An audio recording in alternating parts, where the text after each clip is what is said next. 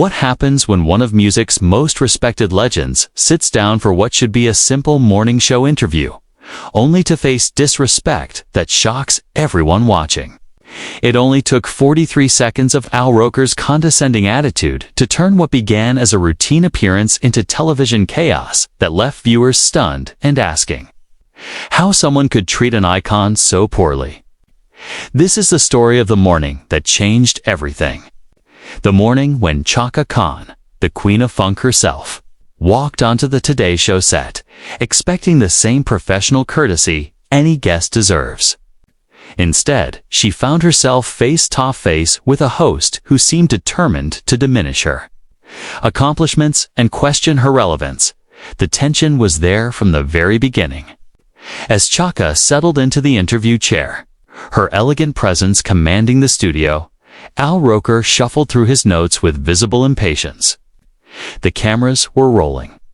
Millions of viewers were tuning in for their morning news, and nobody could have predicted what was about to unfold. So, Al began, not even bothering to look up from his cards. I have to ask, and I think our viewers are wondering this too, when was the last time you had a real hit? I mean, something people actually remember. The question hung in the air like a slap. Chaka's eyebrows raised slightly, but her voice remained steady and professional. Well, Al, I think my fans would disagree with that assessment. My recent work has been very well received, and I'm grateful for the continued support. But Al wasn't finished. He leaned back in his chair with a smirk that suggested he thought he was being clever. Come on now, be honest with our audience. Aren't you basically just living off your old songs at this point? I mean, Through the Fire was what, decades ago? The camera caught the exact moment something shifted in Chaka's expression. Her professional smile faltered for just a second, revealing the hurt underneath, but she composed herself quickly. Her years of experience in the industry serving her well. Al, I think you might want to do your research before having guests on, she said. Her tone still controlled, but with an edge that hadn't been there before. I've released several albums in recent years. I tour internationally, and my music continues to reach new generations of fans. The weatherman seemed oblivious to the growing tension. Or perhaps he was feeding off it. But let's be real here. It's Chaka.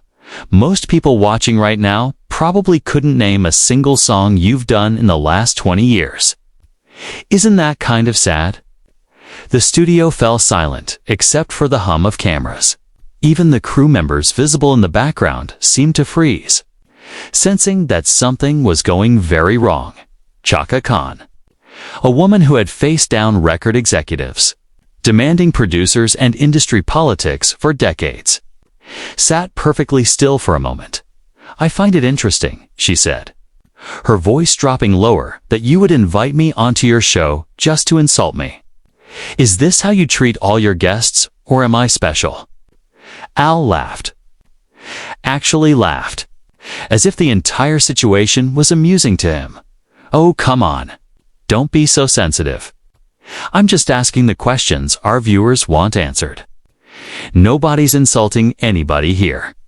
Nobody's insulting anybody, Chaka repeated, her composure beginning to crack. You just told millions of people that my career is basically over and that my recent work doesn't matter. How exactly is that not an insult? The host waved his hand dismissively, a gesture that would prove to be a critical mistake. Look, I'm just being honest. This is morning television, not a therapy session. If you can't handle a few tough questions, maybe you shouldn't be doing interviews. That was the moment. That dismissive wave, that condescending tone, that complete lack of respect for a woman who had spent decades earning her place in music history. Something in Chaka's eyes changed, and viewers across the country could feel the shift even through their television screens. Tough questions, she repeated, her voice rising slightly. You called disrespecting a guest tough questions. You called dismissing someone's life-work journalism.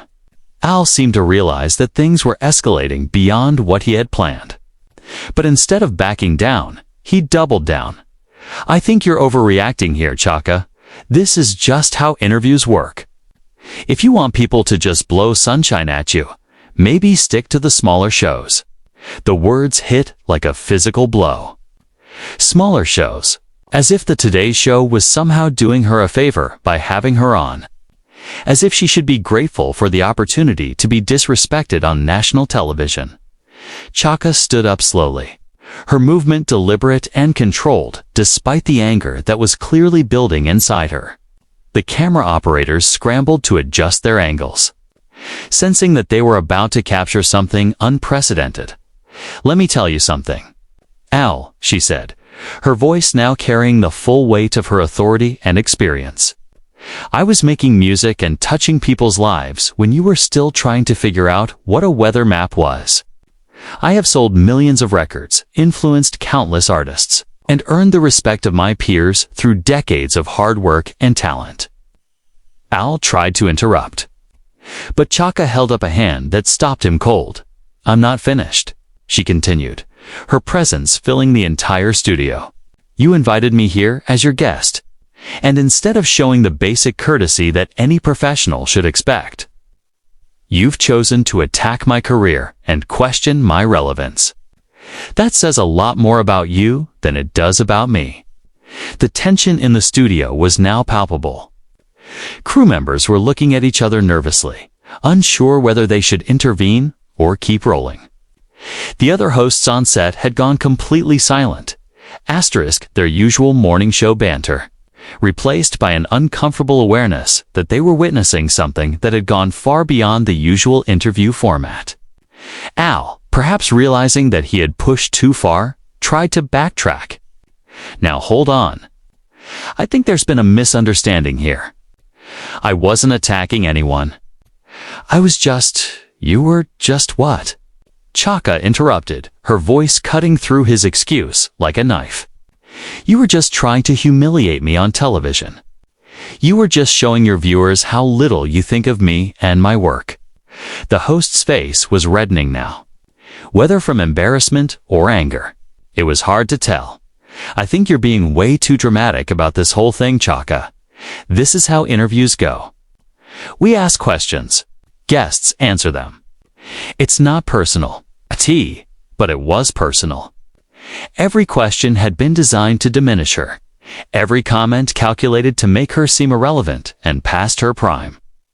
And now, when called out on his behavior, Al was trying to gaslight her into thinking she was overreacting, not personal.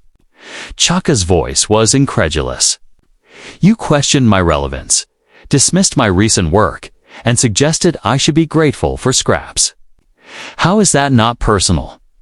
The cameras continued rolling, capturing every word of an exchange that was rapidly spiraling beyond anyone's control. What had started as a routine morning show interview was becoming a masterclass in how not to treat a guest. And Al Roker seemed completely unaware of how badly he was coming across to viewers. The studio atmosphere had shifted completely. What moments before had been a typical morning show environment now felt charged with an energy that made everyone present acutely aware they were witnessing something extraordinary. Al Roker, perhaps sensing he was losing control of the situation, made the fatal mistake of trying to regain authority through even more condescending behavior. "Look, Chaka, I think we need to just calm down here," he said, using the patronizing tone that had gotten him into trouble in the first place. "You're getting all worked up over nothing. This is just television. Just television." Those 3 words would prove to be the final straw. Chaka looked at him with an expression that combined disbelief, disappointment, and a growing fury that had been building since the interview began. "Just television," she repeated slowly, as if she couldn't believe what she was hearing. "This is my reputation you're playing with. This is my life's work you're dismissing as nothing." Al seemed oblivious to the gravity of what he had unleashed. Instead of apologizing or attempting to salvage the situation, he continued down his destructive path. "Come on. Everyone knows that careers have ups and downs. I'm just pointing out that maybe yours has been more down than up lately." The words hung in the air like a toxic cloud. Even the camera operators seemed stunned by the sheer audacity of the statement. Here was a man who read weather forecasts for a living, telling one of the most accomplished artists in music history that her career was essentially over. Chaka's response came with a precision that cut through the studio noise like a blade. "Al, let me explain something to you that you clearly don't understand. I have been in this business longer than you've been on television. I've won 10 Grammy Awards, sold over 70 million records worldwide, and influenced generations of artists who are still making music today." She paused, letting the weight of those achievements settle over the studio before continuing. "NUA. Man whose greatest accomplishment is pointing at weather. Maps have the audacity to sit there and tell me that my career is in decline." The studio fell completely silent. Even the usual background noise of a television production seemed to stop as everyone processed what they had just heard. Al's face went through a series of expressions, from shock to anger to something approaching panic as he realized how badly this was going. "Now wait just a minute," he stammered, his professional composure finally cracking. "There's no need to get personal about this. I was just doing my job." "Your job?" Chaka's voice rose with genuine incredulity. "Your job is to insult guests. Your job is to make people feel unwelcome and disrespected. Because if that's your job, Al, then you're doing it very well." The other hosts on the panel, who had been watching this unfold in stunned silence, finally began to realize they needed to intervene. But every time one of them started to speak, the intensity between Chaka and Al pulled all attention back to their confrontation. Al, perhaps realizing that his usual tactics weren't working, decided to escalate even further. "I think you need to understand that this show has standards, Chaka. We can't just let every guest come on here and expect us to pretend their career is something it's not." The statement was so outrageously disrespectful that for a moment, even Chaka seemed shocked into silence. The idea that she, Chaka Khan, somehow didn't meet the standards of a morning talk show was so absurd it seemed to defy response. But when she did respond, her voice carried authority that filled every corner of the studio. "Standards," she said, the word dripping with disdain. "You want to talk about standards, Al? Standards mean treating guests with respect. Standards mean doing your research before an interview. Standards mean conducting yourself with professionalism instead of trying to tear people down for entertainment." She stood up fully now, her presence commanding the entire space. "I have performed for presidents, royalty, and millions of fans around the world. I have collaborated with the greatest musicians of multiple generations. And do you think I don't meet your standards?" Al, cornered and clearly out of his depth, made what would be his biggest mistake of the entire encounter. Instead of backing down, instead of apologizing, instead of showing even a shred of the professionalism he claimed to represent, he chose to attack. "Maybe those days are behind you, Chaka. Maybe it's time to accept that and move on to whatever comes next instead of living in the past." The words hit the studio like an explosion. Several crew members actually stepped back as if physically recoiling from the impact of such a cruel statement. The other hosts looked horrified, finally understanding that this had moved far beyond anything that could be smoothed over with morning show pleasantries. Chaka stood perfectly still for what felt like an eternity, but was probably only a few seconds. When she spoke, her voice was quiet, but carried such force that every person in the studio hung on every word. "Living in the past," she said, each word measured and deliberate. "Al, my past includes achievements you could never dream of. Reaching. My past includes touching millions of lives with music that still moves people today. My past includes building a legacy that will outlast anything you will ever do in your entire career.